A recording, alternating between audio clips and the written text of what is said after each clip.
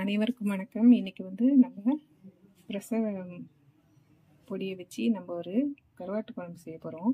அதுக்கு தேவையான பொருட்கள் என்னன்னு பார்த்தீங்கன்னா, அடுப்பில் சட்டி வச்சு எண்ணெய் ஊற்றி வச்சுருக்கிறேன்.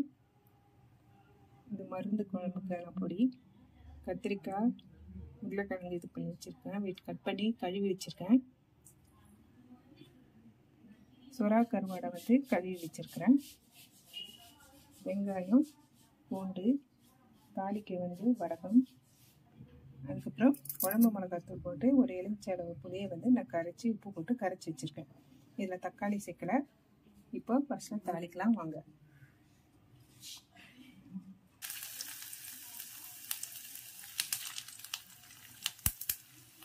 இப்போ இதுலேயே நான்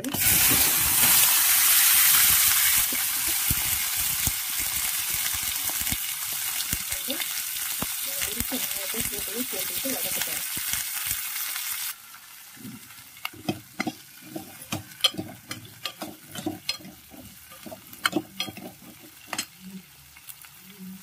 இப்போ நான் எடுத்து வச்சிருக்கிற உருளைக்கிழங்கு, கத்திரிக்காயை சேர்த்துக்கிறேன்.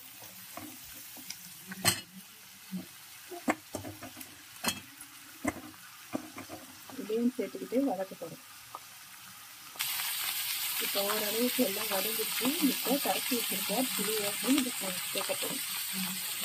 குழம்பு மிளகாத்தூள் எல்லாம் சேர்க்கக்கூடிய அதை வந்து போட போகிறோம்.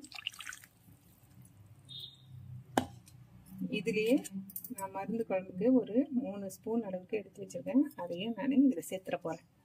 இது பிரசவ மருந்து குழம்பு, எல்லாருமே சாப்பிட்லாம்.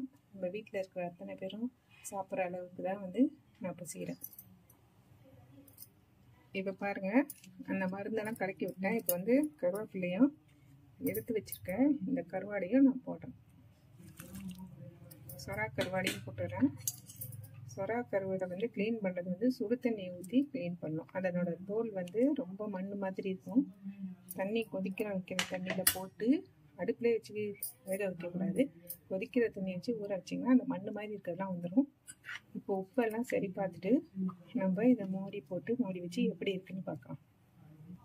இப்போ பாருங்கள், உப்பெல்லாம் பார்த்து சரி பார்த்தாச்சு. இதில் வந்து குழம்பு மிளகாத்தூள் 1 ஸ்பூன், தனியாத்தூள், அப்புறம் மருந்து குழம்பு தூள் வந்து ஒரு 3 ஸ்பூன் சேர்த்துருக்கேன். உங்களுக்கு நல்லா வெந்த பிறகு, குழம்பு கொதிச்சு வெந்த பிறகு எப்படி இருக்குன்னு நான் உங்களுக்கு காட்டுறேன். இப்போ மூடி போட்டு கொதிக்க விடும்.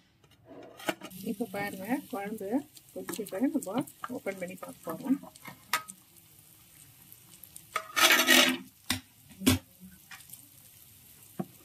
பாருங்க, காயெல்லாம் இன்னும் வேகணும்.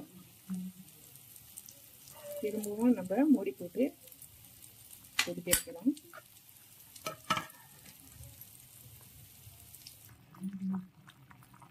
இப்போ பாருங்க, மருந்து குழம்பு கருவாடு போட்டு ரெடி ஆயிடுச்சு. இது வந்து இந்த அளவுக்கு இருந்தாலே போதும். நேரம் அது இன்னும் திக்காயிடும். இதை வந்து பிரசவம் ஆனவங்களுக்கு நீங்கள் வச்சு கொடுக்கலாம். கூடிய சீக்கிரம் உங்களுக்கு வெஜிடேரியன்லேயே நான் வந்து எப்படி இதே மருந்து குழம்பு பவுடரை வச்சு மருந்து குழம்பு செய்யலான்றது சொல்லுவேன். இது வந்து வீட்டில் எல்லாருமே சாப்பிடலாம். உடம்பு வந்து நல்லா வந்து ஜுரம் அந்த மாதிரிலாம் இருக்கும்போது கூட நம்ம வச்சு சாப்பிட்டுக்கலாம். இதுலேயே வந்து திருக்கமீன் போடலாம், எல்லாமே போட்டு வைக்கலாம்.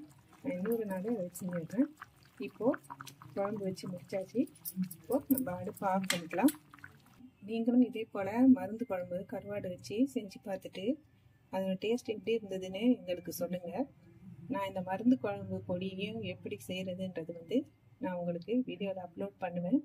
இந்த வீடியோ வந்து உங்களுக்கு பிடிச்சிருந்தா லைக் பண்ணுங்கள், ஷேர் பண்ணுங்கள், கமெண்ட் பண்ணுங்கள், சப்ஸ்கிரைப் பண்ணுங்கள். பக்கத்தில் இருக்கிற பெல் ஐக்கானை வந்து கிளிக் பண்ணுங்கள். தேங்க்யூ.